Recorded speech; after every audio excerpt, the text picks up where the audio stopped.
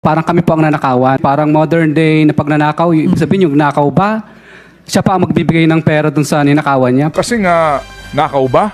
Tapos sasauli mo sa ninakawan? May katwiran tong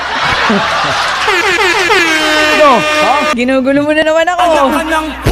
Kaya pala yumaman na husto tong ano kami loko-loko? Lumapit-lapit ka nga rito. Ang tawag niya, modern day pagnanakaw. Medyo makapal daw ang mukha ng contractor na si Curly Discaya. Nang sabihin niya, medyo lang, nang sabihin daw niya sa Senado na para silang nanakawan. Sa utos daw po na ibalik ang mga nakaw na yaman. Kabilang kasi ang pagsasauli ng pera o restitution sa hinihinging requirement bago po sila maituring na isang state witness. Pero paglilinaw po ng prosecution, hindi naman agad sila hiningian ng isa sa uling pera. Gusto lamang daw sanang malaman ng DOJ kung ano ang kanilang nalalaman at kayang patunayan. Pero hindi naman daw lumapit sa kanilang mga diskaya. Bumuelta ang Office of the Ombudsman at tinawag na kalokohan ang sinabi ni Curly na pagnanakaw ang pagbabalik ng ninakaw na pera. Pati si DPWH Secretary Vince Dizon abay nabadtrip sa pahayag ni Curly. Para sa akin po, parang kami po ang nanakawan. Parang ibig sabihin, parang modern day na pagnanakaw, ibig sabihin yung nakaw ba? Siya pa ang magbibigay ng pera dun sa ninakawan niya, parang ganun po. Medyo makapal din naman talaga ang mukha nitong si Curly Discaya, no? Kitang-kita namin lahat ang ebidensya laban sa kanila. Tapos ang lakas pa ng loob niya magsabi, siga pa ang ninakawan. Siguro, humarap na lang sila doon sa mga kaso nila. Yung asawa niya, nakakulong na.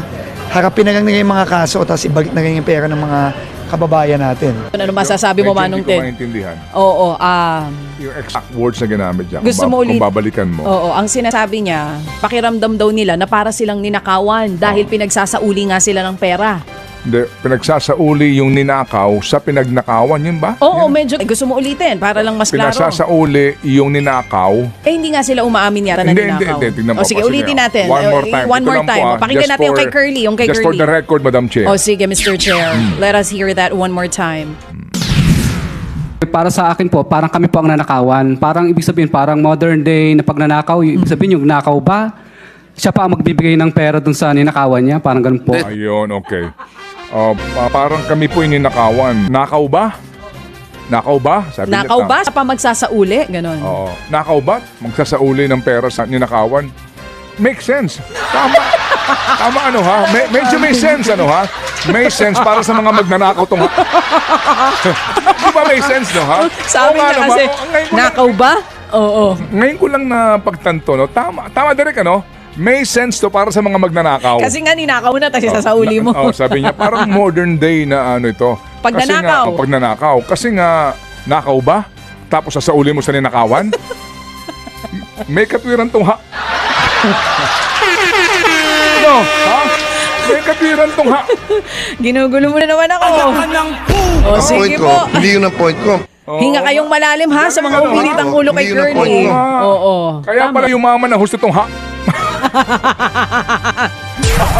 Yan nga po ang Paano mo nga aasahan ang susuli ng pera to? Nakita mo di yung ba? itsura ni Secretary Vince. Kasi pag pinakinggan mo ng lubos ha? Oo. Kasi nga, ang kakasabi po niya, Nakaw ba? nakaw ba? Tapos isasauli mo sa? Ninakawan? Ninakawan? Pinagnakawan? Oo. Anong kami loko-loko? Ha? Alam mo kung ano? Lumapit-lapit ka nga rito. Ang tawag niya, modern day pagnanakaw. Alam mo kung anong totoong modern day na pagnanakaw? Ano? Yung mga nagsasabuatan yung taong gobyerno, tapos ang ninanakawan taong bayan. Yan ang modern day na pagnanakaw. Hindi, matagal na yan. Ay, sa bagay, oo nga. Hindi modern. Hindi na pala modern Matagal na yun. yan. Oo. Old ways na pala yun. O, ito. Hindi ka kamumot sa kanya. Lumapit-lapit ka nga rito, please.